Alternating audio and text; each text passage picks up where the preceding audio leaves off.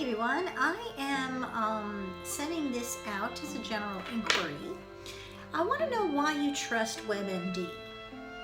Is it just because it says MD? And online resources for like your health information and making major decisions like on pain, like whether or not you should go to the doctor or not. As opposed to, let's say you have a physician or a physical therapist friend or somebody else that you're going to talk to in a day or so, and waiting to talk to them or giving them a call to ask them that question. Is it that you trust? Like, how do you know the information you're getting on the internet is not biased or applies to your certain situation as opposed to just general information?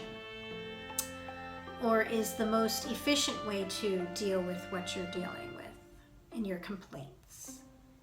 What makes you choose that? Why is that like the number one thing people are doing? Is it because you want to do it on your own? Is it that? Is it a financial thing? Is it you making a choice that it's cheaper to go on the internet and you trust it enough? And the reason I'm asking is because I see a lot of people making self-care choices, and they're doing it for a couple of things. Reasons it seems like they're really just frustrated with their options right now in the regular Western model, and I can completely understand that. But there's options out there. Like, I also see them doing that and choosing that. For example, in my life, I provide tools. I don't necessarily, I'm a wellness advocate with doTERRA. I'm an independent advocate. I'm an independent consultant with Beautycounter right now. But this is I don't necessarily like have those as my main business. My business is as a women's health educator and coaching women through transitions, change, and sometimes their personal health and their backstory, their energy and their psychosocial, emotion health and all that, physical health is interfering with them changing their career or changing their relationships, or they're having their voice, and it's feeding back on a major stress problem in their body. It's affecting their body. So it all comes together. So I give them tools, and I give them tools, and ones that I've researched. So in in my experience, it'll be the way of this, where somebody will be working with me and they will like say, oh, I wanted to tell you something. Like maybe there's a week in between. And they're like, oh, I wanted to ask you this, but I just went on WebMD instead. Or I went, and I researched and I found a couple articles on the use of such and such oil. And then they've used it already. And I'm just curious as to how you are, if you understand what I'm saying, how you think they are processing the safety of that and the trust of that. Where is that trust coming from? As opposed to, is it actually a repercussion of not trusting the mainstream health providers or other people? Not trusting their judgment or deciding they're not going to help me anyway? Or is it an impatience? Is it just not being patient enough?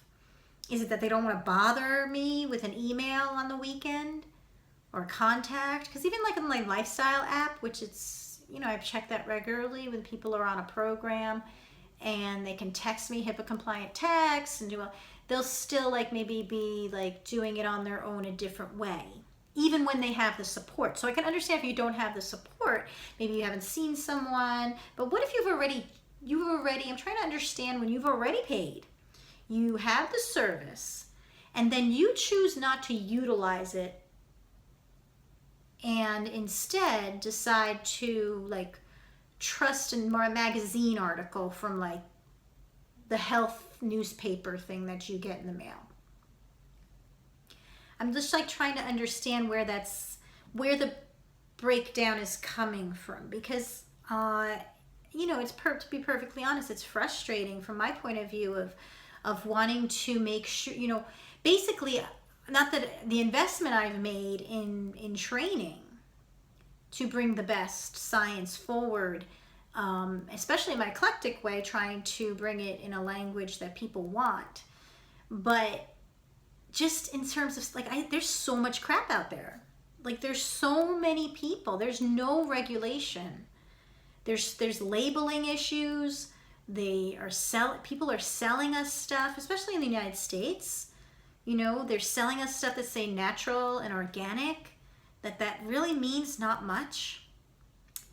And or they're not organic, but again, because they're a small farmer, it doesn't mean that much, because they could have a really healthy product for you, but they don't have the money and finances to go up against, big business. So people aren't getting that information, and where they'd get that information to make sure they're getting the most return on their investment is to talk to a professional that knows this stuff, that works with them individually,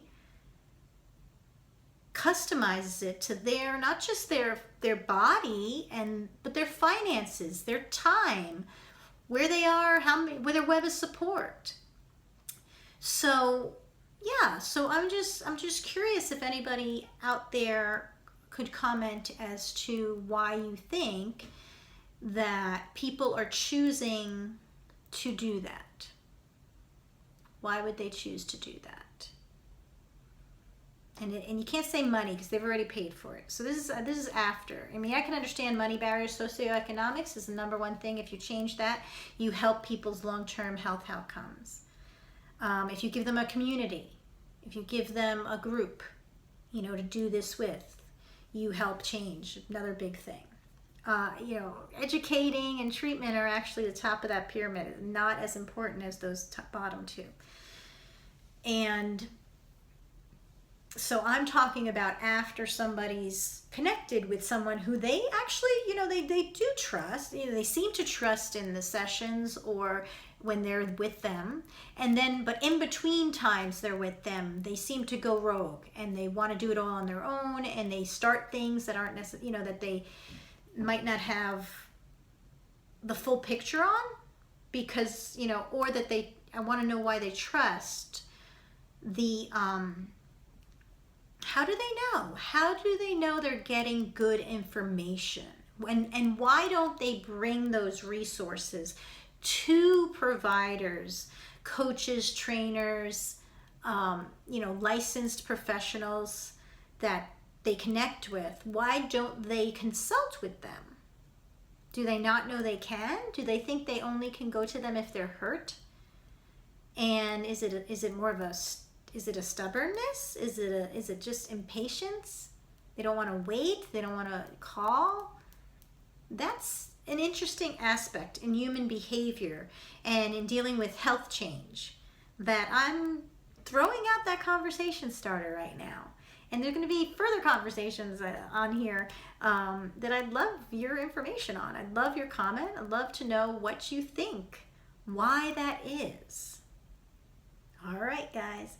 Thanks, and I would really appreciate your answers so that we can then go back into that conversation and have more conversations to rectify it, to make it better, to figure out what's going on, because there is an issue with the providers and the public really giving, we're just not healthy. We're not healthy, and people are much smarter on both ends. So there's got to be a gap, and I'm trying to figure that out. All right, guys, thanks so much for helping me out. Bye.